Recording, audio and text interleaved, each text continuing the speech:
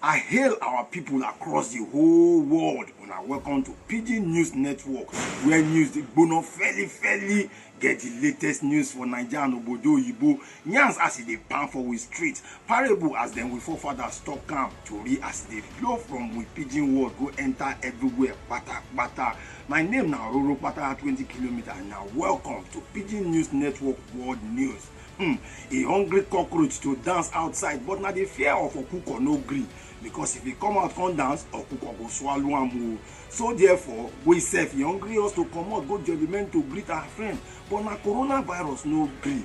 So make we stay our house to protect with family, with nation, and with world. The number for this coronavirus don't enter past 1 million across the world. Wahala dey over 53,000 don't buy, and over 213,000 don't carry waka go their house. They don't well.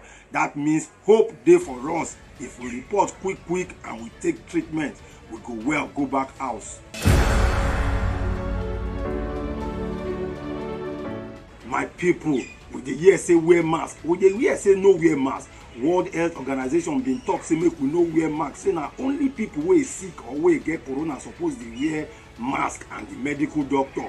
But the medical sabi news for America, the scientists don't go research, enter ground well. Come talk say after plenty experiment, say it good make we wear mask yo. Because this coro, them say even though for talk and for breathing, person fit pass and give another person.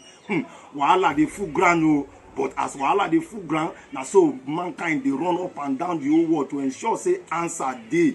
People wey don't get am for America don't enter 245,000 above, and over 6,000 don't pay. Hey, wahala dey ground as I talk before. 1,200 people na kpai for US for the last 24 hours. That na the highest in the world for one day. Now we get this world from time immemorial. Na Koro go leave us. E go vamoose, no be we go comot. Russia don't send medical supply go America. China sef don't send. As we dey talk, na unity go help us. Country must help country. People must help people to ensure say we fight this war together and win. Everybody just dey see as they go. Even for football matter for Belgium, they don't talk say the season don't cancel. Then carry the cup give Club Brugge, say na them win this season. Hi, now God know what go happen for other countries. So England, France, Germany, Italy, we no know even back for our own country. Nobody know as they go. Business they go down, money they spoil for the whole world. People no get food to chop, things they go chaka. Government they try their best, make we say try our best to survive this moment where we did. My brothers and sisters for Nigeria, the thing don't dey turn national cake as the waka enter different states, small. But hope they follow. I beg make una help me shout hallelujah, hooray! Because why? Government say they don't trace about 3,550 people will come in contact with people who get this coro. Hallelujah again. Now 5,000 people they find to trace but they don't trace 3,550. That's a good correct mark for Nigeria. The total number of people who get them for Nigeria don't enter 190 as they talk on Thursday. With this latest calculation, Lagos now gets 98. Federal Capital Territory Abuja 38. Osun 20. Kaduna 4, Oyo 8, Enugu 2, Edo 4, Bauchi 3, Ekiti 2, Akwa Ibom 5, and Ogun 4. Rivers and Benue then get one case each. Plenty other news today. 18 people out of people who return from Cote d'Ivoire for Osun State don't test positive. Lagos don't discharge 11 more patients to make 20 where they don't talk to me that they go out as they don't well.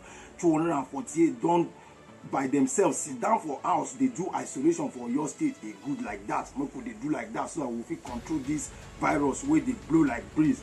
Federal government don't ask Nigeria Medical Association to open register may retired doctor. May they come follow fight this battle. Government don't recommend say 300 beds small 300 beds wey small pass 300 beds now make them put for every isolation center, make it no dey less than 300. Then say satellite market fit open to sell food for people. Satellite market now all those neighborhood market where they near you, where you fit buy your food and your drugs, and now every two days they go dey open from 10 a.m. to 2 p.m. make una see as e dey go. Everything don dey go seme. Make we just ensure say we obey the rules as dem talk am. My fellow Nigerians and people across the world, make we open our eye, open our ear, make we do wetin we suppose do.